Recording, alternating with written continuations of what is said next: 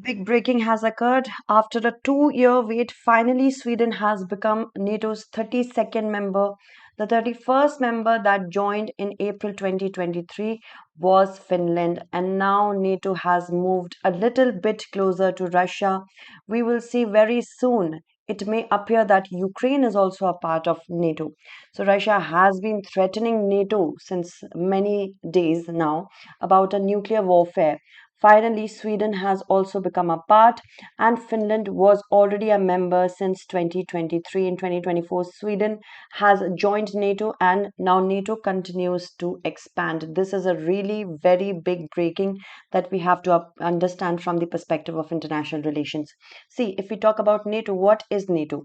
It is a short form of North Atlantic Treaty Organization. That means whichever countries share a border with North Atlantic, they can be connected as a form of organization in order to counter Russia, the erstwhile Soviet Union. Now, it all started in 1949 with the help of the Washington Treaty, and 12 original members included USA, France, Belgium, Canada, Iceland, Netherlands, Britain, Portugal, Luxembourg. See, this is important because UPSC can ask us about the original members. Then, a little further movement from the North Atlantic became very possible in 1952 when Greece and Turkey were also added. Thereafter, in 1954, Germany was also added, and in 1982, Spain was added. Now, these are the many members, including Finland and, of course, now Sweden. Moving on, if we talk about what is the kind of enlargement process that NATO does accept. NATO says that any other European state, that means it may not be open for Asian states right now. It says that any other European state in a position to further the principles of the treaty and to contribute to the security of North Atlantic area can become a partner in the NATO. And NATO is a political as well as military alliance. That means the political parties in different countries can converge with the help of this organization, as well as they can share military. So the crisis management is the main part of NATO. That means if there is any sort of security threat among the members of the NATO, then crisis management can also take place.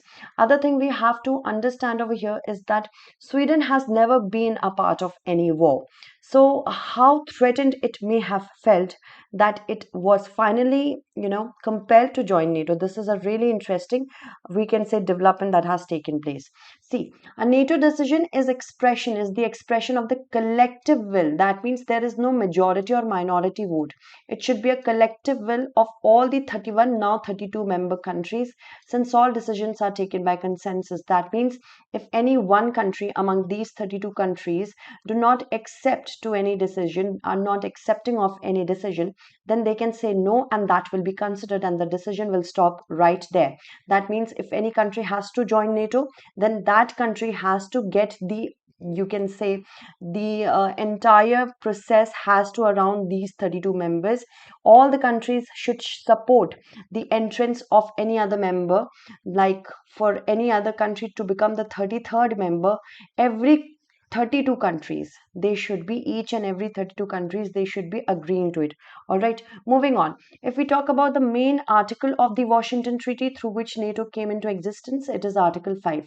Article 5 talks about collective defense. What is collective defense? That means if there is any threat of war, or if any war has been waged against one of these 32 countries, then it can happen that NATO members can launch a collective attack on the country that has waged war on one of its partners.